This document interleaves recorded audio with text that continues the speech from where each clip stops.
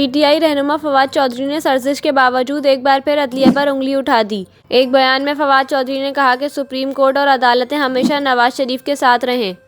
1993 में भी नवाज शरीफ की हुकूमत बहाल की गई। इससे कबल लाहौर हाईकोर्ट रावलपिंडी बेंच के जस्टिस सदाकत अली खान ने वार्निंग दी थी कि बहुत हो गया, अब बर्दाश्त नहीं होगा। फवाद चौधरी ने निशाना बनाया तो तौहीन अदालत होगी।